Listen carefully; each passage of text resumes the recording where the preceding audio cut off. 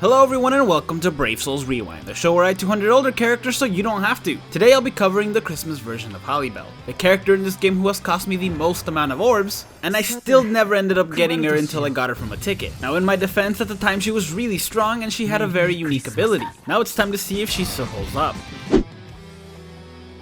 Now I started with a normal attack damage build, and I know she's not a normal attacking character, but because of her resurrection she does have an attack of 692, plus she has a plus 20 bruiser, so I thought there might be a chance. In the end, it really wasn't terrible. She was dealing a decent amount of damage, especially towards Soul Reapers, and her strong attack 3, despite her having a Chappie equipped, was still very useful because of her disabler ability, which increases the chance of her inflicting freeze by 10% for each hit. Still, despite it being a usable build, it's not a great one, and it makes sense. She is primarily a strong attacking character, and she only really has a 20% bruiser, so while usable, I'm not gonna recommend this build.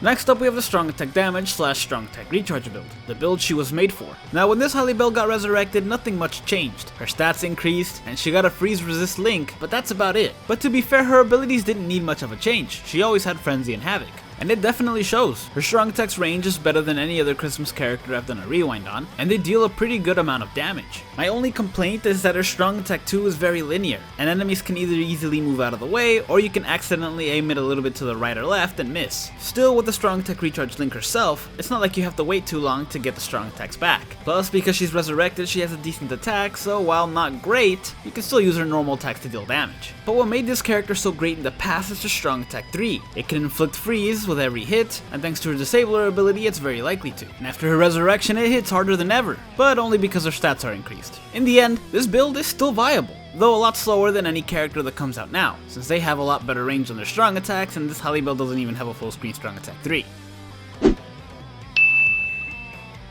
Finally, we have the hybrid build, and honestly, I like this build a lot. I prefer the strong attack recharge build, just because I'm a big fan of using strong attacks, but this build definitely works too. Like I said, her strong attack 2 kinda misses every now and then, so being able to fall back on normal attacks that actually deal damage is nice, though you are trading off some recharge time for this. That is, of course, if you use this specific build. You can make your own hybrid build and not trade off that much at all. Still, I do think the best build for Halibel is to include some sort of normal attack increase, just in case you have to use them.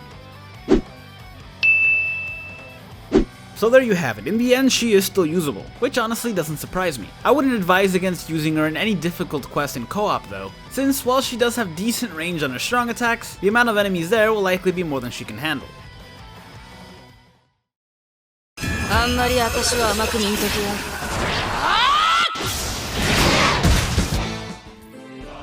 Thank you guys so much for watching. If you enjoyed this video, hit like and subscribe to the channel, and let me know what other characters you want to see in the rewind.